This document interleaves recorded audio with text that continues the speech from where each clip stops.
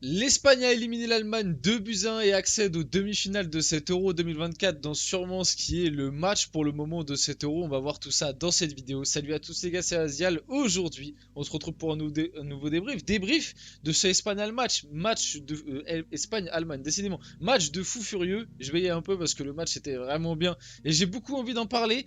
Match de fou furieux, des rebondissements, des buts malgré tout, un scénario qui cruel dans un sens au début, l'Espagne qui se fait égaliser à la 88e, au final l'Espagne qui met le but de la victoire en prolongation à la 119e minute de jeu. Il y a eu franchement il y a eu tout, il y a eu de l'intensité, il y a eu du jeu, on a eu voilà deux styles de jeu finalement qu'on pouvait pas trop imaginer. Parce qu'on a vu une Espagne plus contre-attaquante et une Allemagne un peu plus dominante avec la balle, même si je trouve que l'Espagne a été plus dangereuse globalement si tu prends l'ensemble de la rencontre, même si l'Allemagne a aussi eu ces occasions. Franchement, les deux équipes ont montré quand même des belles choses et les deux équipes pouvaient se qualifier si la chance avait un petit peu plus tourné d'un sens dans l'autre. Bon, du coup, c'est l'Espagne qui s'en sort au final. Mais voilà, avant que le débrief commence et qu'on rentre dans le vif du sujet de la vidéo, n'hésitez pas à liker, à commenter, à partager et à vous abonner. C'est important si vous voulez m'aider tranquillement à développer cette chaîne. C'est comme ça, c'est vraiment la meilleure manière pour m'aider par rapport à ça. On va pouvoir y aller dès maintenant et rentrer dans le débrief. Commençons par les compositions comme d'habitude. Je vais essayer de faire un peu plus vite parce que il y a quand même des choses à parler pendant le match. D'habitude, j'aime bien un petit peu m'éparpiller sur les compos et parler un petit peu comme ça des prestats individuels, des joueurs, ce qu'ils ont fait et tout. Unai Simon, Laporte, le Normand, Carvaral, Cucurella, Rodri, Fabian Ruiz qui a encore été exceptionnel. Au milieu de terrain, franchement, Pedri, malheureusement, on va voir juste après le sort qui lui a été réservé. Mais Rodri, Fabian Ruiz, l'euro qui te font. Parce que Rodri te fait encore un match de patron. Carvaral aussi en latéral droit. Match solide de fou furieux. Le Normand qui est sorti à la mi-temps d'ailleurs pour la rentrée de Nacho. Devant, on avait du Nico Williams, Lamine Yamal, Morata, qui n'ont peut-être pas fait leur meilleur match, si je dois être honnête. L'attaque espagnole, je l'ai trouvé pas décevante non plus, parce que Nico Williams et Yamal, ils sont toujours. Morata, j'ai trouvé décevant par contre. Je trouve pas que Morata ait fait un très grand match, mais Yamal et Williams, ils sont toujours capables en fait de te faire des différences, et on le verra juste après. Yamal, c'est lui qui a été passeur pour le but de l'entrant à la place de Pedri, justement, Dani Olmo. Mais je trouve qu'ils ont quand même été vachement mieux en difficulté. Je trouve que par exemple un Nico Williams a beaucoup plus manqué de justesse par rapport au précédent match qu'il avait pu faire. Malgré tout, voilà, cette équipe espagnole a livré une très très belle rencontre. Comme j'ai dit, cette équipe espagnole qui a évolué un peu plus en contre qu'à l'habituel. Dans ses autres matchs, enfin, on le voit depuis le début de cet Euro que cette équipe espagnole aime beaucoup attaquer l'espace, aime beaucoup plus aller dans la verticalité. Là où bah, on a tous ce stéréotype autour de l'Espagne où c'est beaucoup de possession et tout. Euh, on l'avait déjà remarqué sur les précédents matchs, mais là je trouve que ça a été vraiment criant et que l'Allemagne a beaucoup plus eu le contrôle de balle et l'Espagne a vraiment essayé de beaucoup jouer sur les transitions rapides avec du coup bah, Nico Williams et Yamal qui ont pu exploiter ça. Et moi justement, j'avais dit dans mon pronostic de ces quarts de finale, je vous invite à aller voir la vidéo parce que pour l'instant les gars on est sur un 2 sur 2. J'avais pronostiqué la qualification de l'Espagne, c'est ce qui s'est passé. J'avais pronostiqué la qualification de l'équipe de France, c'est ce qui s'est passé aussi. On verra si je fais un 4 sur 4, mais si je passe le 4 sur 4 les gars, sur ces quarts de finale, les huitièmes, j'ai fait qu'une faute. Les quarts de finale, je passe un 4 sur 4. En termes de prono dans cet euro, pour l'instant, je suis pas mal. Parce que même les phases de poule, j'avais fait une ou deux erreurs. Mais globalement, en termes de qualifiés, il y a juste la Croatie où je m'étais vraiment trompé. Sinon, toutes les autres équipes qui se sont qualifiées, je les avais pronostiquées. Même les équipes comme la Géorgie, etc. Donc, franchement, dans cet euro, je trouve qu'en termes de prono, je suis très très solide. Mais bref, moi j'avais dit que si l'Espagne avait une chance de passer face à l'Allemagne, le plus gros argument c'était que l'Espagne avait beaucoup plus de capacité à dévorer les espaces en transition une fois que le pressing allait être cassé. Parce qu'on sait que c'est deux équipes qui aiment bien presser, l'Espagne et l'Allemagne. Et j'avais dit que Yamal et Nico Williams, pour dévorer les espaces une fois que tu as cassé un pressing, c'est beaucoup plus efficace et beaucoup plus fort que Musiala et Florian Wirtz, même si du coup, transition toute trouvée pour la composition allemande qui justement, il y avait la petite surprise d'Leroy Sané, je pense que c'était pour contrecarrer ça. Donc on va en parler. Neuer, Jonathan Tah, Rudiger, Kimmich, Raum, qui a du coup remplacé Mittelstadt, souvent ils tournent les deux. Kroos, Emre Can. Emre Can, petite surprise à la place d'Andrich, qui est sorti à la mi-temps d'ailleurs pour Andrich qui est rentré. Donc au final le choix ne s'est peut-être pas porté payant en tout cas dans la tête de Nagelsmann. Gundogan en 10 comme d'habitude avec Leroy Sané qui était à droite et Musiala qui était à gauche et Havertz qui était en pointe. Alors le choix Leroy Sané en a vraiment surpris plus d'un. Moi je pense que ça peut s'expliquer par plusieurs trucs. Comme je viens de l'expliquer, le fait d'exploiter les espaces quand tu casses le pressing. Parce que c'était sûr et certain, les deux équipes ont ça dans leur ADN. C'est que l'Espagne et l'Allemagne sont deux équipes qui allaient presser, allaient chasser dans tous les cas. Et que, comme ce que j'avais dit dans mon prono, bah, l'Espagne, pour dévorer les espaces après un pressing, quand tu as Nico Williams et Yamal, c'est bien plus efficace que Musiala et Wirtz. Même si Musiala l'a bien fait sur ce match-là parce qu'il a été exceptionnel.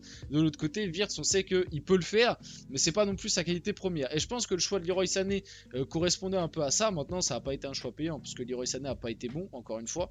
Je sais pas ce qui se passe dans la tête et dans la carrière de ce mec, mais franchement, je reconnais pas du tout Leroy Sané sur les derniers mois, dernières années. Là, c'est la chute de ce mec, c'est impressionnant. Alors qu'il est pétri de qualité et c'est dommage.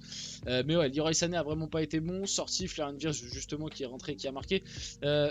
Et je pense aussi que ça s'explique, le choix de Leroy Sané, par le fait que Florian Wirtz n'a pas 90 minutes dans les jambes. Mais ça s'est vu, il est rentré à la quoi 60e, 70e. Et à la fin du match, il était cramé. Alors ok, ça a été aux prolongations jusqu'à la 120e, il y a eu du rythme et tout, mais en gros, il a joué 50 minutes, et il était cramé de chez cramé, il se tenait, il avait les mains sur les genoux. Alors je pense que physiquement, il n'était pas du tout prêt pour assumer 90 minutes et démarrer titulaire, donc je pense que aussi, c'est un truc qui explique encore plus la titularisation de Leroy Sané.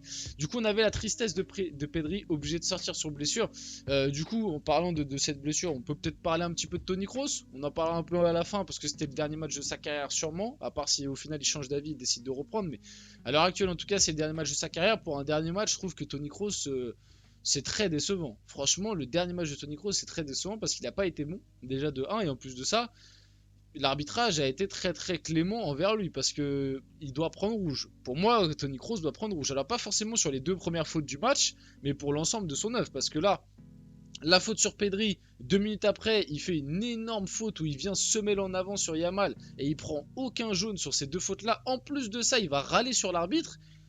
Je trouve déjà fou qu'ils prennent pas minimum un jaune sur ces deux trucs-là, plus le râlage envers le fait de râler envers l'arbitre. Et en fin de match, plusieurs fois, il te fait des fautes limites, j'ai envie de dire tactiques, où à un moment, il te met un coup d'épaule dans le dos. Il y a clairement faute sur Oyarzabal qui en plus partait au but. L'arbitre ne siffle même pas.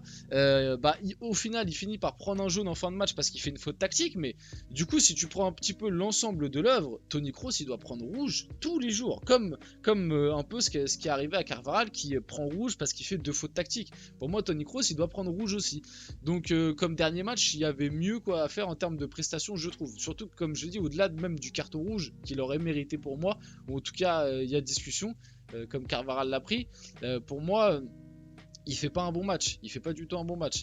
La masterclass de Dani Olmo, lui par contre il est rentré à la place de Pedri et limite on s'est dit finalement la blessure de Pedri, est-ce que c'est pas un mal pour un bien en tout cas sur ce match là, parce que bon c'est jamais bien une blessure, mais vous avez capté sur l'impact du match là en tout cas, parce que Dani Olmo il a fait une entrée de fou furieux et ça a été pour moi le meilleur espagnol, ça a été le plus grand danger, il est buteur pour le 1-0, il est pas sûr sur le deuxième but, la tête de Merino, et même il a fait un match de fou furieux, que ce soit en numéro 10 ou pendant les prolongations il est passé côté gauche, il a fait très très mal à Joshua Kimmich quand il est passé côté gauche. Donc rien à dire, masterclass.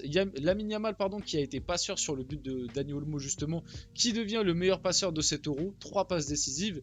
Lamine Yamal il est bien parti pour aller chercher le trophée de meilleur jeune de ce tournoi. Musiala, comme j'ai dit, fait un bon match côté allemand, c'est le danger principal de cette attaque allemande, hein. Franchement il y a que lui quasiment que lui qui a fait des différences, sinon après le reste c'est un peu plus compliqué.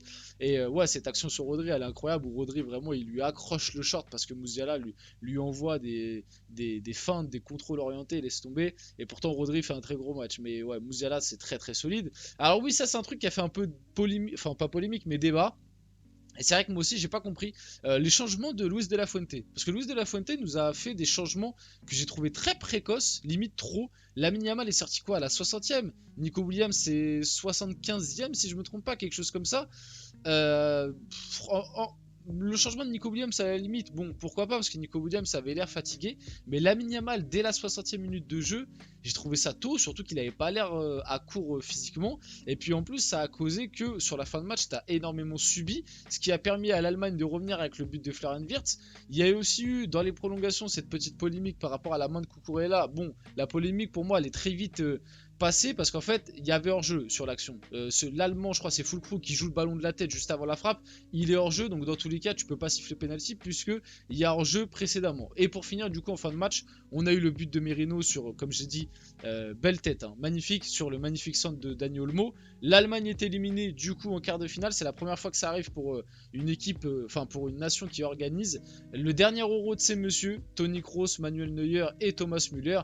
Et pour finir, la fin pour Toni Kroos, et il y a son petit palmarès juste là. Palmarès quand même assez conséquent, même si comme je l'ai dit, je trouve qu'il a un peu loupé son dernier match. On va finir la vidéo là-dessus. J'espère que cette vidéo vous a plu. Si c'est le cas, n'hésitez pas à la liker, commenter, partager et vous abonner les gars. C'était Azial. On se retrouve très rapidement pour une prochaine vidéo.